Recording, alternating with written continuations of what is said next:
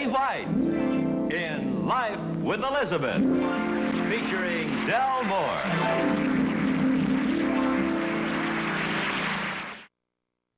Incident number 1 in the life of Elizabeth occurred because of Mama's letter. You probably have someone in your family who writes the way Elizabeth's mother does. Oh, long letters, full of interesting news. There's just one thing wrong. Nobody can read them. Elizabeth, how are you tonight? Mama's handwriting pretty bad? Regular hand tracks, huh? Oh, by the way, Alvin's trying to get your attention. Elizabeth. Mm-hmm. Elizabeth. Hmm? Elizabeth, are you listening to me? Mm-hmm. You haven't heard a word I've said, have you? Sure I have. Okay, what did I say? This ought to be good. What ought to be good? Go on, repeat what I said. You said Elizabeth, and I said, You said Elizabeth again, and I said, You said, are you listening to me? And I said, uh-huh. And you said, you haven't heard a word I've said, have you? And I said, sure I have. And you said, okay, what did I say? This ought to be good. And I said, what ought to be good? And you said, go on, repeat what I said. So Don't be so smug. Alvin, did you know that smug spelled backwards is gums? So what? I just thought you'd like to hear a joke with teeth in it. Look, honey, I'm going to let you sit down here because I admire courage. And it takes real courage to tell gags like that. What have you got there? Oh, it's a letter from Mama, only I can't figure it out. What makes you think you can figure it out any better over here than you did over there? You're going to help me? Oh. What does this say? Let me see it. Honey, I can't figure out your mother's writing. I know it's pretty bad. Sometimes I think she writes in code. Grans, clod, he, slat. No, that says grandfather lost his hat. Doesn't she cross her T's? She dots the T's. Crosses the I's. Well, why, for goodness sake? Well, some people are left-handed, and Mama's left-brained. Now, let's see if we can figure this thing out. She dots her T's and she crosses the I's. Does she cross anything else? Papa. Look, honey, I asked a sensible question and I expect a sensible answer. Does she cross anything else? No. Okay. But she has a wonderful picture of Washington dotting the Delaware.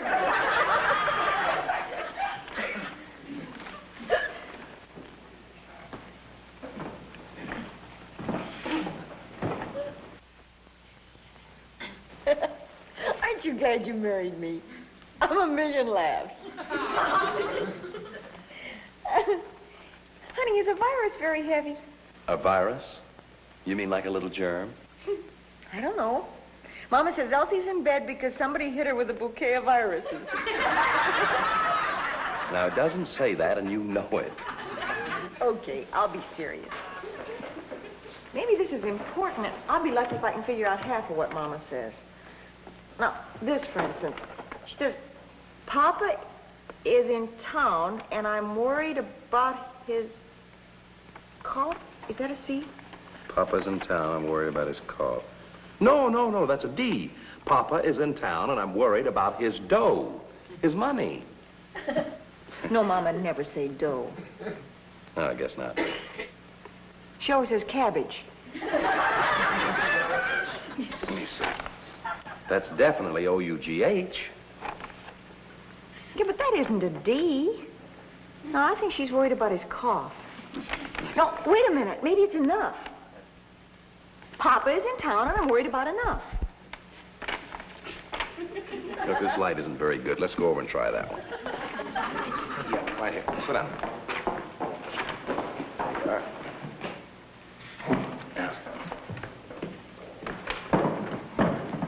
Now, look, right here. Now, you agree that that's O-U-G-H. Well, I think so. Unless maybe this isn't town at all. Mm-mm. Well, sure, here. Papa is a clown, and I'm worried about his laugh. There's only one way to settle this. I'll be right back. Honey, I still think I was right in the first place. Papa is in town, and I'm worried about his cough. No, Papa nearly drowned, and I'm worried about his cough. Something left over from my butterfly hunting days. It's only your fingernail. Oh, I thought I cut myself. Aha! Look at there, Elizabeth. Plain as day, see? That is clear now, isn't it? Grandfather lost his hat. No. Papa is in town, and I'm worried because it's rough.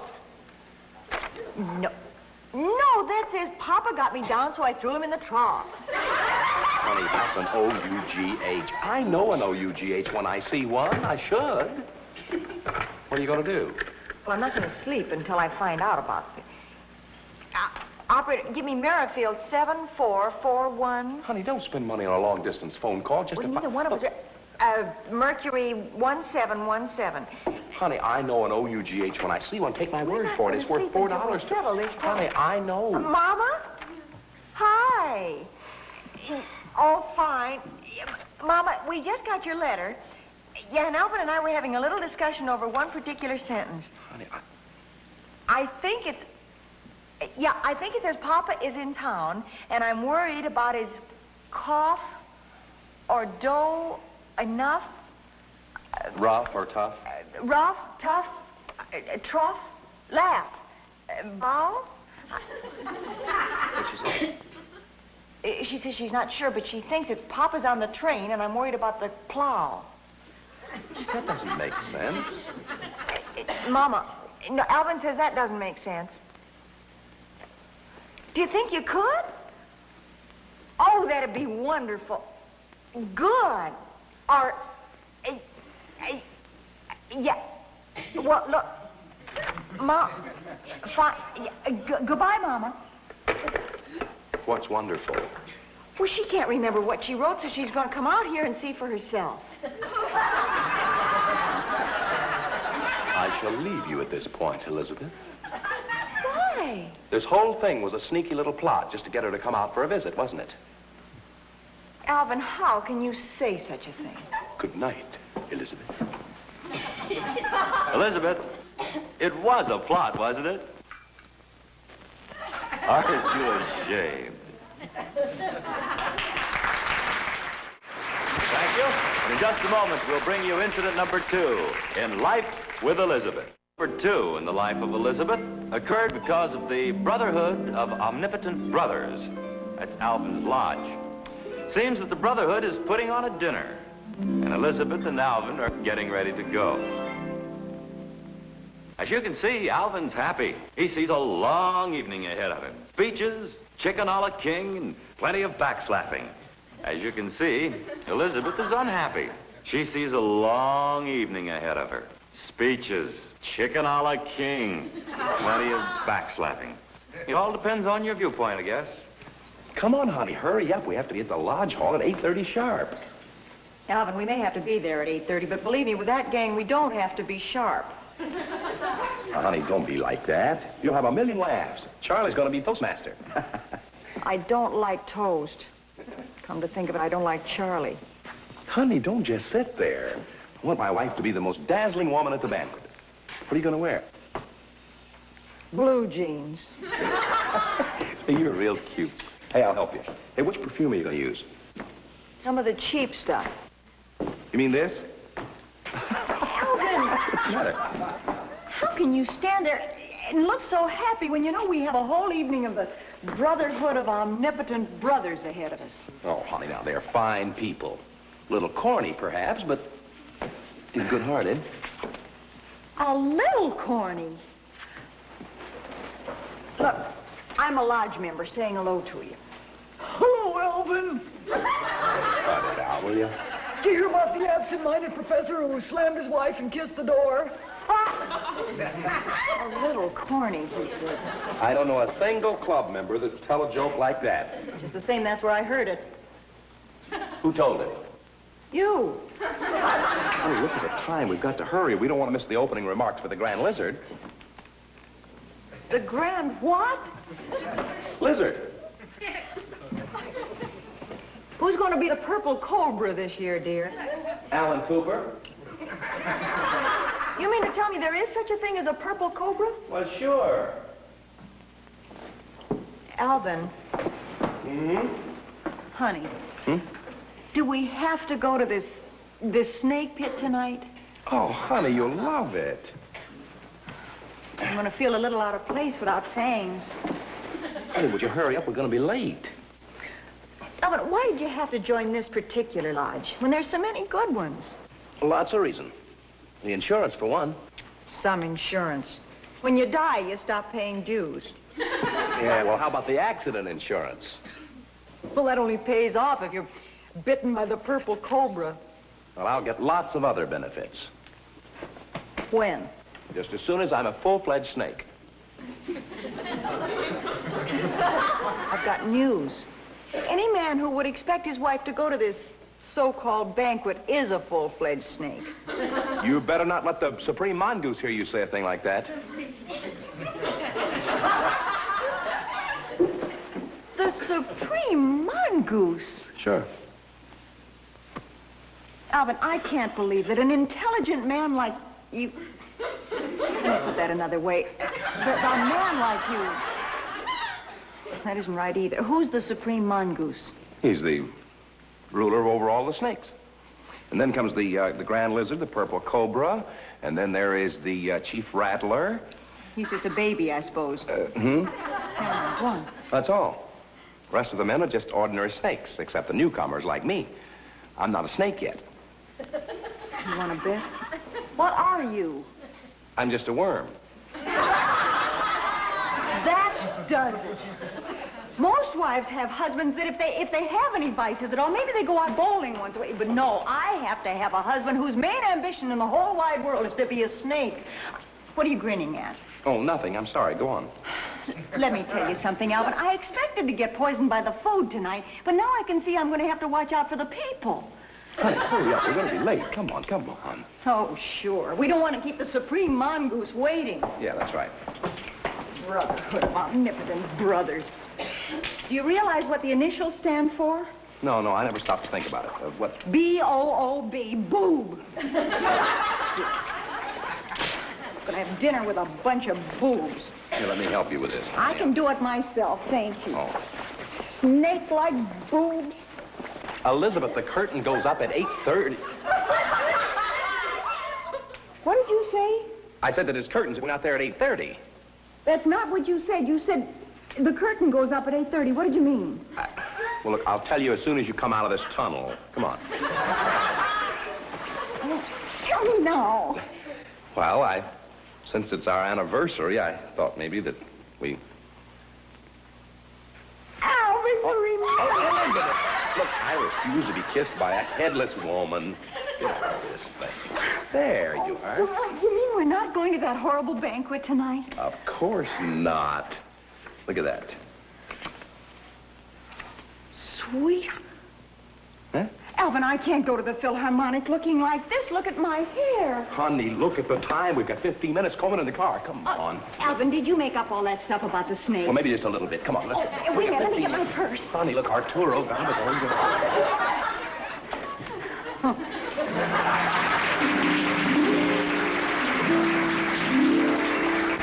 Thank you. And in just a moment, we'll bring you incident number 3 in Life with Elizabeth. Incident number 3 in the life of Elizabeth occurred the evening of the day Richard was fired. Now, Richard is a very good friend of Alvin, so naturally Alvin was concerned. And Alvin is a very good husband of Elizabeth, so naturally Elizabeth was concerned. See how cleverly it all works out? Honey, for heaven's sake, will you sit down?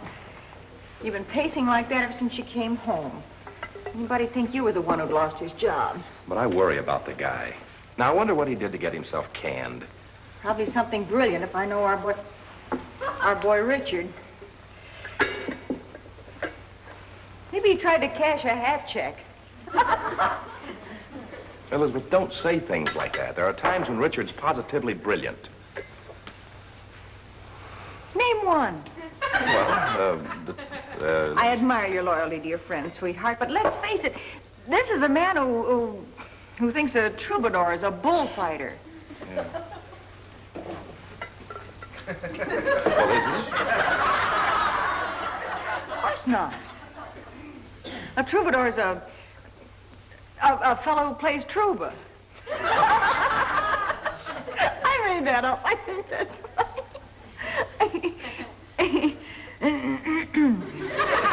Are you through making fun of my friends?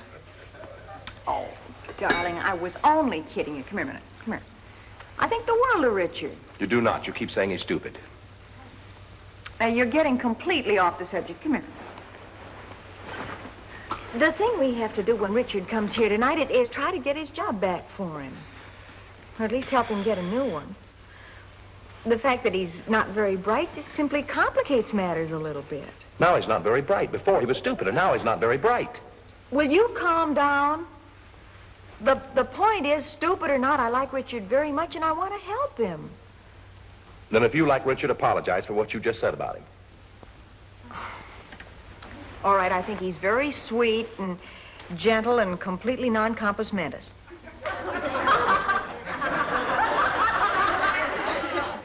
That goes for you, too, darling. Thank you, dear. Oh, there he is. Yeah, I'll get it. Oh. Hi, Richard. Hello, Elizabeth. Hi. Alvin. I brought you your evening paper. That silly paper boy threw it clear over on the neighbor's lawn. You don't take any evening paper, Richard. It must belong to the lady next door. Well, no wonder she put up such a fight. Yeah, she's quite a scrapper. Oh, you two sit down. I'll take it back to her. Yeah. Look, would you do me a favor? Please concentrate a little tonight. I think I can take her if I go into training. Never mind. 3, 4. Never mind that, Richard. Elizabeth and I have been discussing you, and I want you to help me convince her that you're a brilliant man. Okay. Now, what did I just say? You want me to convince Elizabeth that you're a brilliant man. No, I want you to make... Here she comes. Alvin? Hmm? Come here a minute. Sure. I'm Alvin. Richard seems to have started a whole civil war with Mrs. Skinridge. She called Mr. Skinridge and the National Guard and a whole troop of brownies. Well, you see if you can pacify her. Okay. A whole troop of brownies. Of course not, but she's plenty burned. Did somebody burn some brownies? I wasn't talking about cookies, Richard. Neither was I. I was talking about cameras. That's nice. Tell me about losing your job. Well, before I do that, I want you to know that Alvin is a very brilliant man. What brought that on? Well, I don't know, but he told me to tell you. Oh, thanks. Tell me about losing your job. Well, the boss called me in this morning and gave me a little pep talk. Should have heard him. He said, young man, when I was your age, I started in at $5 a week. And 6 years later, I owned the whole store.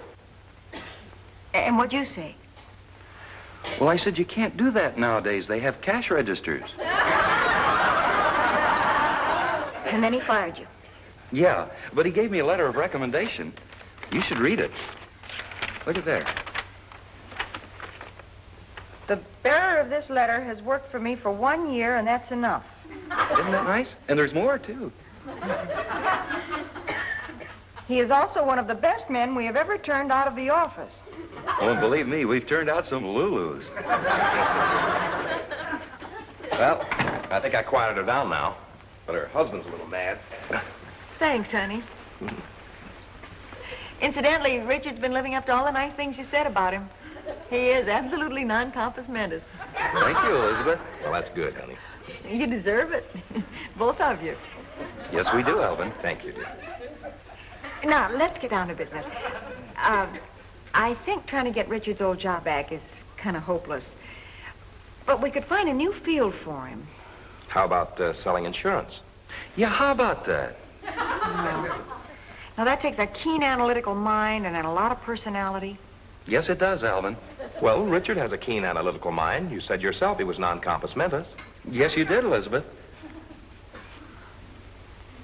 All right. All right, let's try it. Let's see how you'd approach a housewife.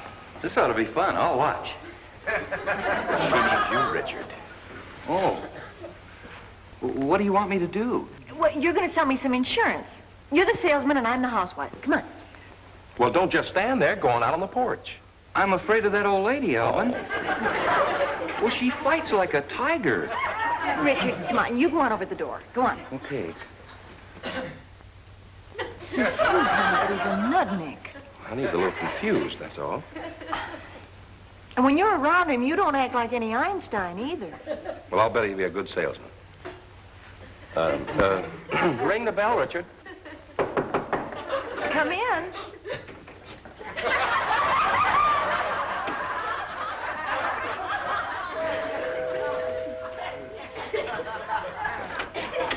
Yes? Yes? Say, that was a quick sale.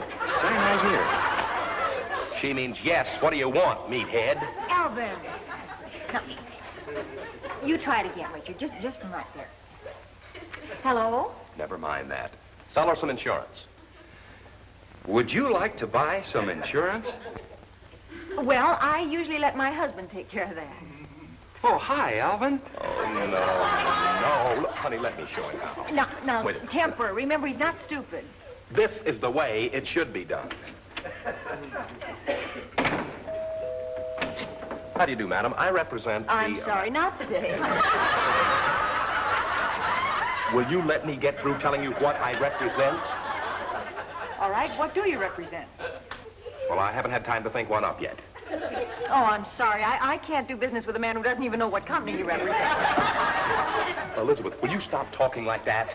We're trying to show him how to approach a housewife. This is only a hypothetical case. Well, who's sick? All right, look, as long as we're going to pretend, let's go the whole way. I'm Martha, and you're Charles.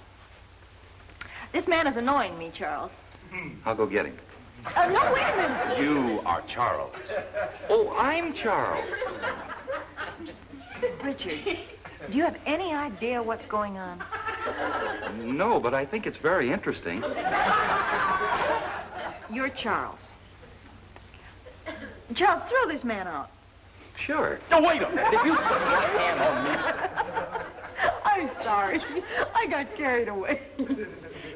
You were saying, young man. How about some stupid insurance? Well, you could both use some stupid insurance. I'm sorry. I leave all insurance matters up to my husband. Good. My dear sir, I have a policy here that I feel sure will certainly interest... Hi, Alvin. Honey, please. All right, let me be the salesman. Neither one of you know how to flatter a woman. Now, watch this. What is the matter with you? Open the door, Richard.